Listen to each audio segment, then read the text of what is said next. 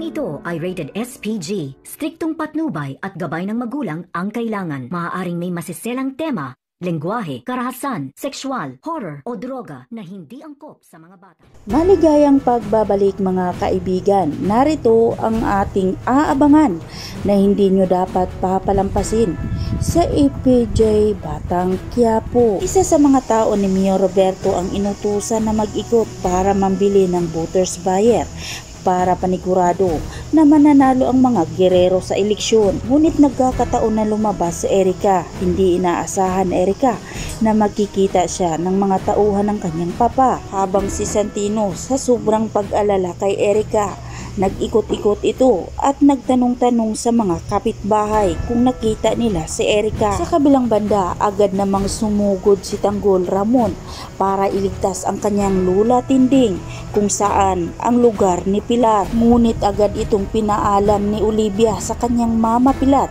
na susugod sila Tanggol, kaya mas mabuti dagdagan nila ang kanilang mga tauhan. Binalaan rin ni Olivia ang kanyang mama Pilar na mas mabuting umalis na lang sa lugar.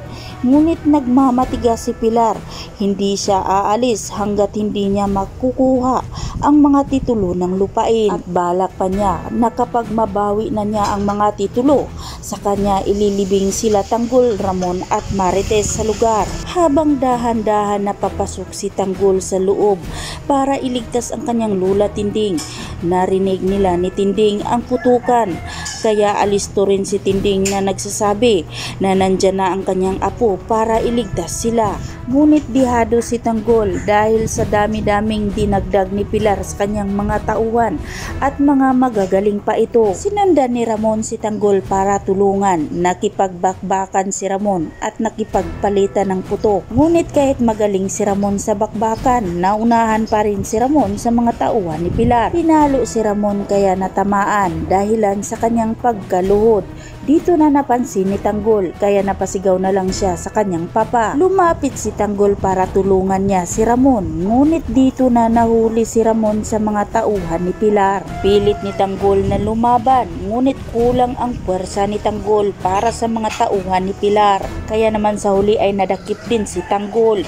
Bugbog sirado si Tanggol at Ramon. Binabalaan ni Pilar ang kanyang mga tauhan na kahit sino na madakip nila ay kailangan nilang patayin. Kaya naman sa harap ni Ramon, nagdesisyon na ang tauhan ni Pilar na pugutan ng ulo si Tanggol.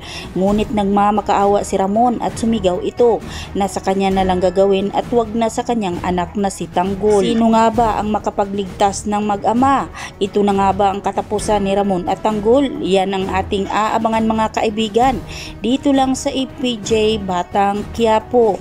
At wag po sana niyong kalimutan na i-like, i-share at pahingi na rin ng isang subscribe. Maraming salamat!